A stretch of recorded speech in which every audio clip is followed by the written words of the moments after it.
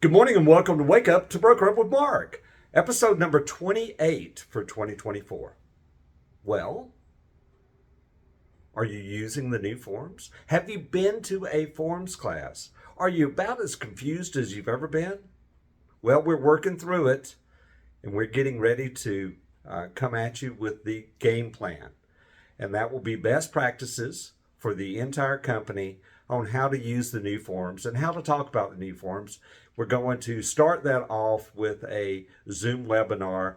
It'll be announced soon as we get our act together. And by that, I mean, you know what, it's complicated and we have to make it so that everybody in the company understands and we can cut through the chatter of everybody talking about it in different ways from all of our attorney partners and all the classes that people have been to that may have led them more confused and left them more confused. So with that in mind, we decided that we were going to come up with some best practices and rules for the entire company. And to that end, I'm going to talk about 4 of them this morning. 4, only 4.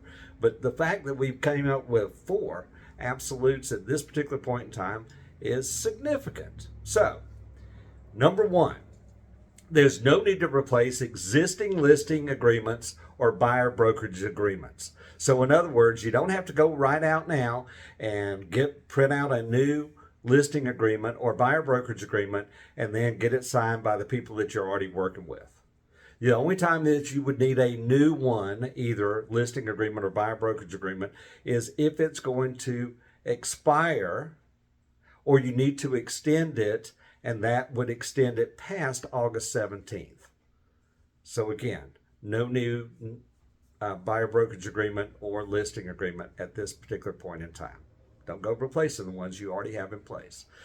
Number 2, no need to complete the F-258 pre-showing compensation form as long as the compensation is in the listing services. So again, both in First Multiple Listing Service and Georgia Multiple Listing Service, until that compensation goes away, you don't have to use the F-258 pre-showing compensation form. If you want to use it because of your own risk tolerance and you want to make sure that what's in there is verified by the listing broker, then feel free to use it. But you don't have to use it until such time as compensation is no longer listed in the listing services. To that, number 3, Atlanta communities will continue to post buyer agent compensation in the First Multiple Listing Service after August 17th because FMLS has said that they're going to continue to allow compensation to be in their system.